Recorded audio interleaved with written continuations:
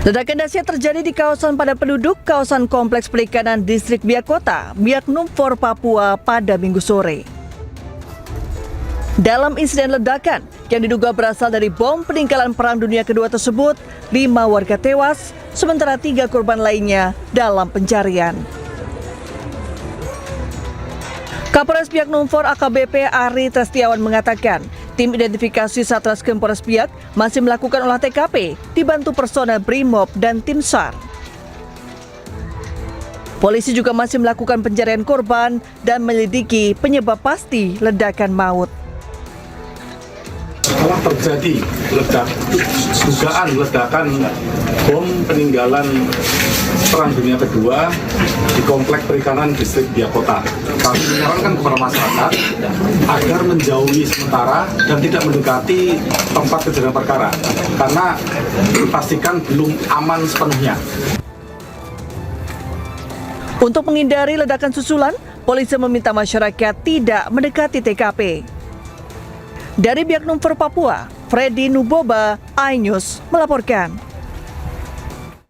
Pemirsa, Pak Sutri, pemilik wedding organizer yang diduga melakukan penipuan akhirnya ditangkap polisi setelah diduga menipu puluhan calon pengantin.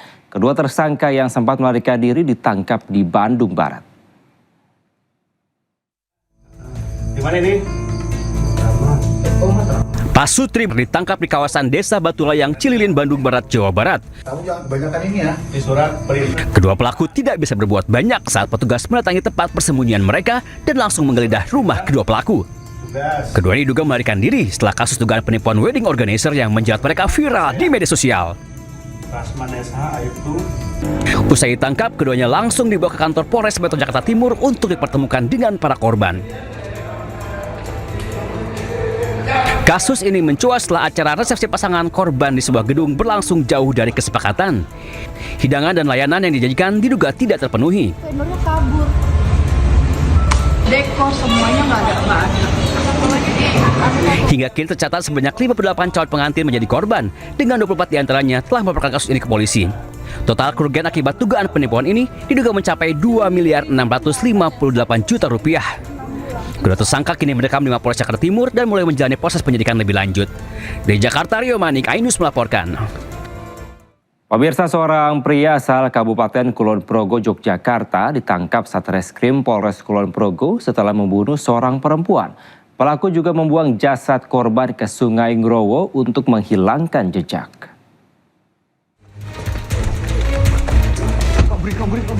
Inilah detik-detik penangkapan B, pelaku pembunuhan terhadap DA, perempuan 40 tahun warga Kapanewon Galur, Kulon Progo.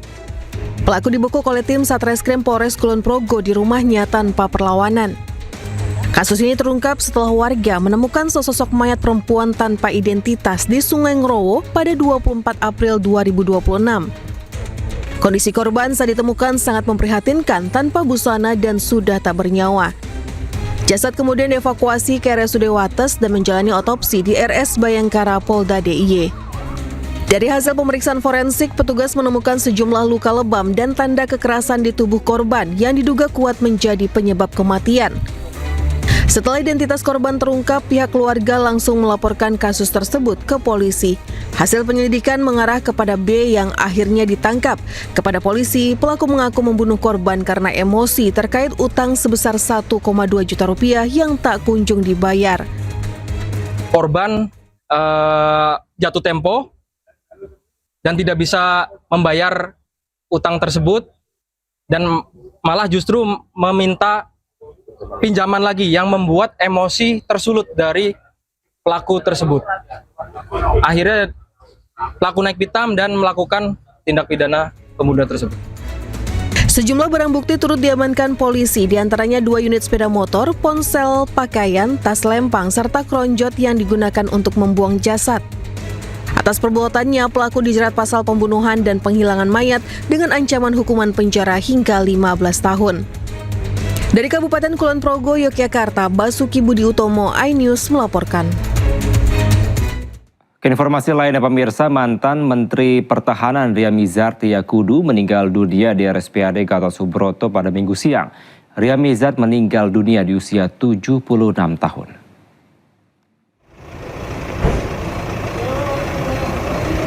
Jenazah saat ini sudah disemayamkan di rumah duka di perumahan Puriwira Bakti, Cikeas, Bogor. Suasana duka menyelimuti saat peti jenazah berbalut bendera merah putih tiba di rumah duka pada Minggu sore. Sejumlah anggota keluarga dan kerabat pun nampak sudah berkumpul di rumah duka untuk mendoakan dan memberikan penghormatan terakhir kepada almarhum. Sebelumnya pemirsa, mantan Menteri Pertahanan Ria Mizar Triakudu meninggal dunia setelah menjalani perawatan di RSPAD Gatot Subroto pada hari ini pukul 14:03 waktu Indonesia Barat. Almarhum wafat pada usia 76 tahun dan menghembuskan nafas terakhir saat menjalani perawatan di ruang kardiak ICU RSPAD. Sebelumnya Ria Mizar menjalani perawatan intensif akibat kondisi kesehatannya yang menurun. Setelah dinyatakan meninggal dunia, jenazah almarhum dibawa ke ruang pemulasaran RSPAD sebelum disemayamkan di rumah duka di Cikeas, Bogor, Jawa Barat. Sementara itu pemirsa, rencana pemakaman dan proses selanjutnya masih menunggu informasi dari pihak keluarga.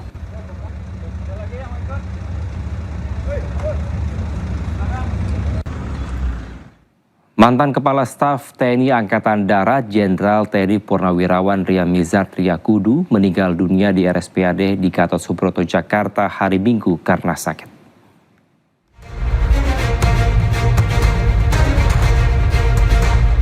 Almarhum Jenderal TNI Purnawirawan Ria Mizar Triakudu merupakan tokoh senior di lingkungan TNI.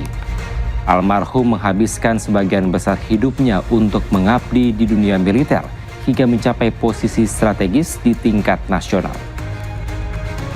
Salah satu posisi tertinggi yang pernah diemban adalah Kepala Staf TNI Angkatan Darat. Almarhum lahir di Palembang, Sumatera Selatan pada tanggal 21 April tahun 1950. Almarhum meninggalkan seorang istri dan 3 orang anak. Almarhum menamatkan pendidikan di Akademi Militer pada tahun 1974 atau satu angkatan dengan Presiden Prabowo Subianto. Karir militernya terus bersinar mulai dari Kepala Staf Divisi 2 Kostrat pada tahun 1996, kemudian Pangdam Brawijaya pada tahun 1999 dan Pangdam Jaya pada tahun 1999 hingga tahun 2000. Selanjutnya mendapatkan promosi sebagai Panglima Kostrat, lalu Kepala Staf TNI Angkatan Darat, dan Menteri Pertahanan era Presiden Joko Widodo. Berbagai penghargaan diberikan kepada almarhum termasuk Kartika Eka Paksi Pratama, Yuda Dharma Narja, Bintang Dharma, Yuda Dharma Pratama, hingga Dr. Honoris Causa Ilmu Pertahanan pada tahun 2021.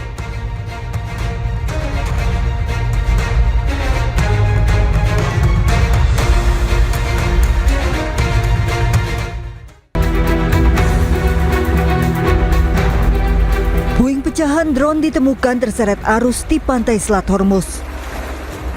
Sebelumnya, sistem dan unit pertahanan udara strategis Iran yang ditempatkan di Pulau Qasem diaktifkan.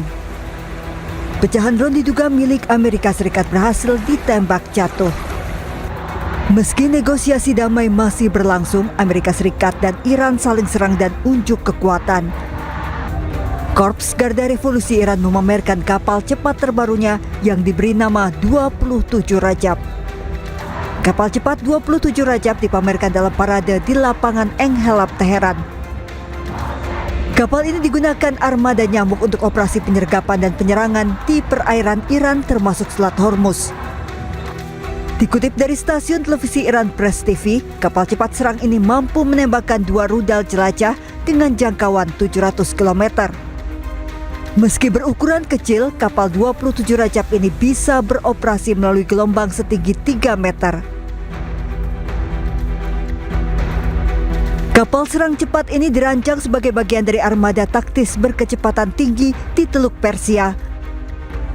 Mampu melaju di kecepatan 100 knot atau 185 km per jam menjadikannya salah satu kapal perang tercepat di kelasnya. Bahkan kapal 27 Rajab ini mampu bermanuver di gelombang tinggi. Strategi kapal cepat dengan armada nyamuk dianggap efektif di Selat Hormuz yang sempit. Dengan kemampuan yang tak main-main, peluncuran kapal 27 Rajab ini menjadi sinyal bahwa Iran terus memperkuat armada lautnya di tengah meningkatnya ketegangan di Selat Hormuz.